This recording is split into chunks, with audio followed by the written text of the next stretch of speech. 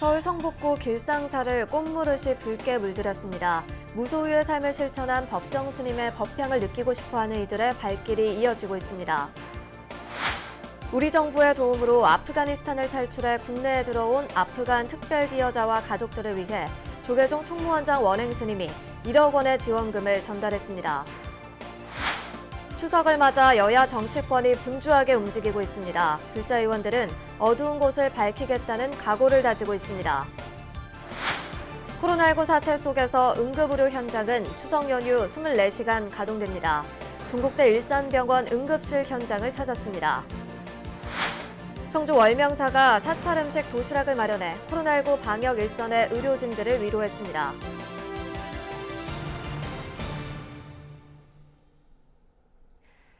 여러분 안녕하십니까? 9월 18일 토요일 BBS 뉴스입니다.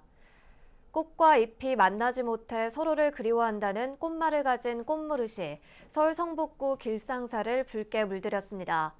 무소유의 삶을 몸소 실천한 법정 스님의 법향을 다시 느끼고 싶어하는 이들의 발길이 이어지고 있습니다. 현장을 정영석 기자가 다녀왔습니다.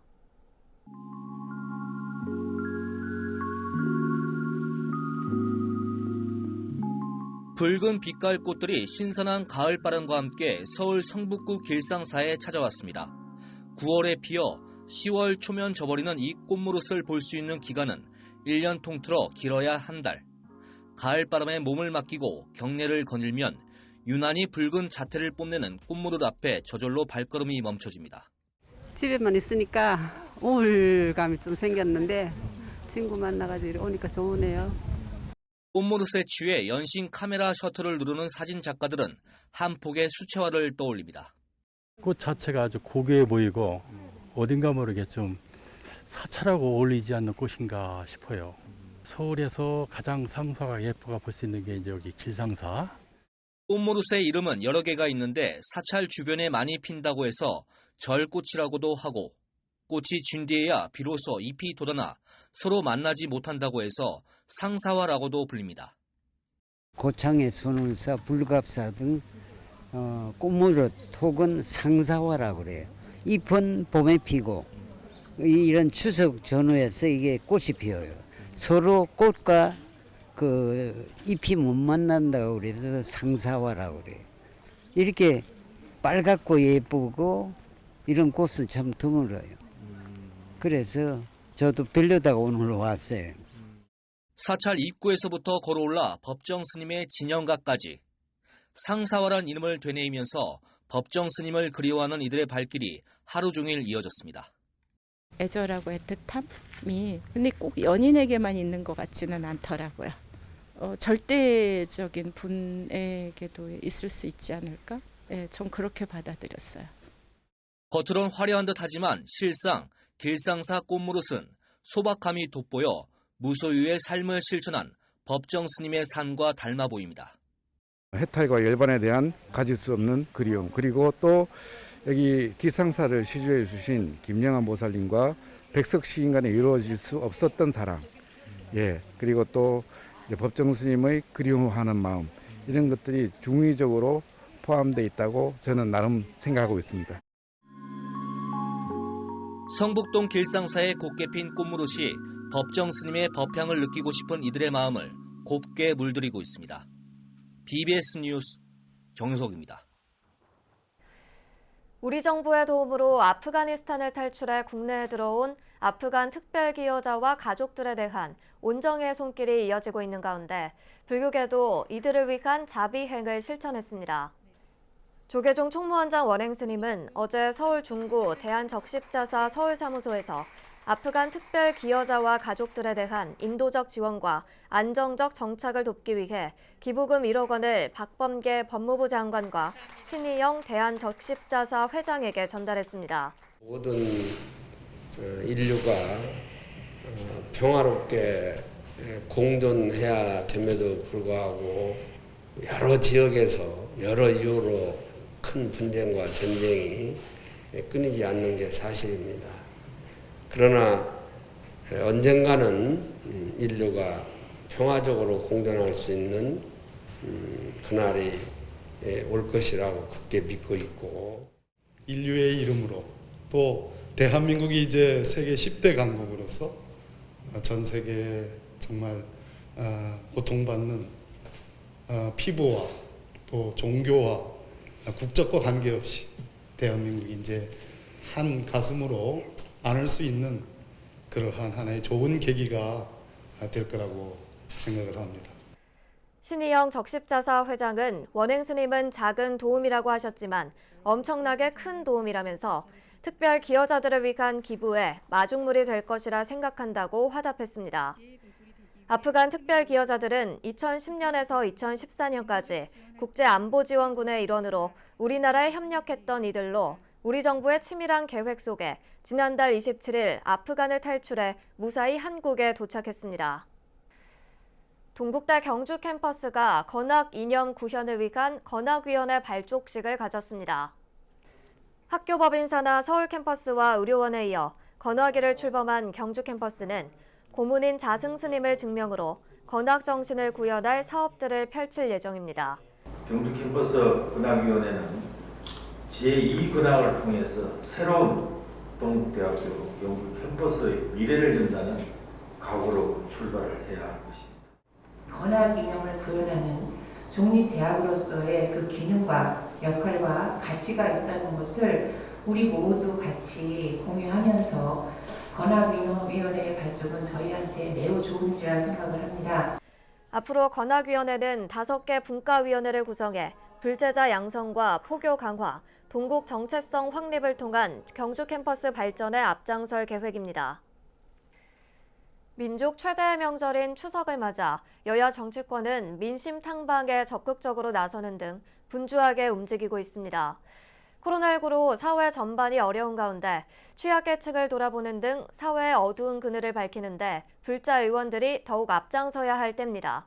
황민호 기자입니다.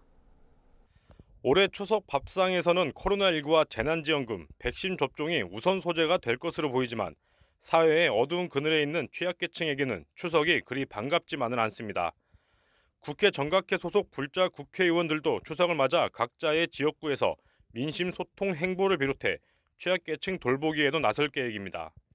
어려운 사람한테는 더 가혹하게 다가오고 있지 않은가 생각됩니다. 추석이 됐는데요. 지금 우리나라의 어려운 사람들, 이웃들한테는 정말로 가혹한 시기 명절 아닌가 생각됩니다. 그분들에게 부처님의 가피가 가득하시길 기원드리겠습니다. 최근 코로나19로 인한 생활고를 참아내다 극단적인 선택을 한 23년차 맥주집 사장을 보듯이 코로나 방역 수칙이 소상공인과 자영업자들에게 얼마나 무서운지를 여실히 보여준 사례가 있습니다. 정치권에서도 5일간의 추석 연휴 기간 가족과 함께 따뜻한 명절을 보내되 방역 수칙을 철저히 준수해달라는 당부도 이어졌습니다. 명절에 가족들이 모여서 다 즐기고 이랬지만은 이번에는 코로나라는 특수한 상황이 있으니까 안전을 먼저 생각해서 철저히 방역 수칙을 지키는 것이 나중에 피해를 최소화할 수 있는 것이라고 생각을 합니다. 올해 추석에도 대면 접촉을 줄이고 언택트 접촉을 통한 추석 인사와 주민 의견 청취가 이뤄질 전망입니다. 국회의원들은 코로나19로 인해 사회 취약계층과 복지 사각지대에 있는 분들에 대한 인사를 못한 점을 아쉬워하기도 했습니다. 힘드시지만 잘 참아주시면 부처님 은혜에 저희들이 함께 여러분들의 가는 길이 될 수 있게끔 노력하겠습니다. 특히 더 정치인들도 더 많은 노력을 해서 대한민국이 조금 더 안정되고 부처님 가피가 함께하도록 우리 소외된 사람들을 위해서 더 노력하는 정치가 되도록 하겠습니다. 정부의 코로나19 방역 정책의 중심은 국민의 생명 보호입니다. 소상공인과 자영업자들도 이 점을 알기에 정부의 방역 체계에 협조해 왔지만 코로나19의 여파가 길어지면서 이제는 버티기 힘든 단계까지 와 있는 상황입니다. 이 코로나19 때문에 정말 어렵게 살고 있는 우리 소상공인들, 자영업자들 너무 가슴 아픕니다. 그래서 어려움을 함께하는 그리고 좋은 대책을 마련할 그런 시간도 가질까 합니다. 불자 여러분들께서도 즐거운 추석 보내시고 마음이 따뜻하고 이웃과 함께하는 그런 부처님의 가피가 가득한 그런 명절 되시기를 바랍니다. 코로나19의 4차 확산세로 인해 취약계층 일자리 충격도 더해져 이들에 대한 일자리 창출과 고용 충격 완화에도 더욱 신경이 쓰이는 때입니다. 정치권에서는 유난히 추석 민심을 중요시 해왔습니다. 추석을 맞아 불자 국회의원들도 우리 사회의 복지 사각지대 해소와 그늘진 곳을 두루 살피며 따뜻한 정이 넘치는 명절 만드는 일에 앞장서고 있습니다. 국회에서 BBS 뉴스 황민호입니다. 갑자기 몸이 아프거나 예상치 못한 사고가 발생했을 때 가장 먼저 찾는 곳이 병원 응급실인데요.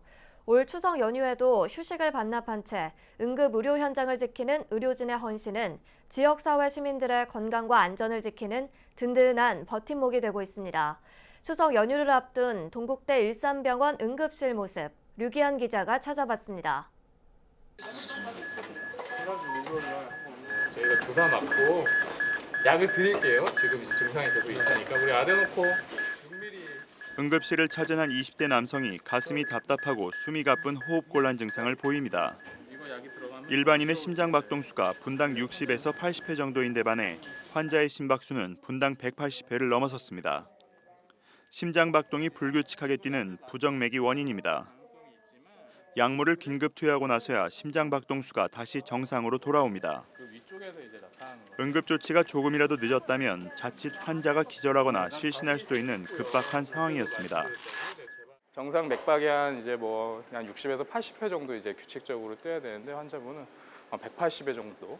실제로 보니까 치료를 해야 되는 부정맥이어서 약을 투여를 했고 그래서 지금은 아주 드라마틱하게 좋아진 상황이라고 생각합니다. 하루에 100명 남짓 1년에 3만 명 이상 찾는 병원 응급실에선 한시도 긴장의 끈을 놓을 수가 없습니다. 특히 추석 연휴 기간에는 방문 환자 수가 2배 이상 늘어나는데 의료진들은 연휴를 반납한 채 24시간 응급 의료 현장에서 대기하고 있습니다. 이전에는 거의 한 2배에서 3배 가량 늘어나기도 하거든요. 막 200명, 300명 이렇게 오시기도 하고요.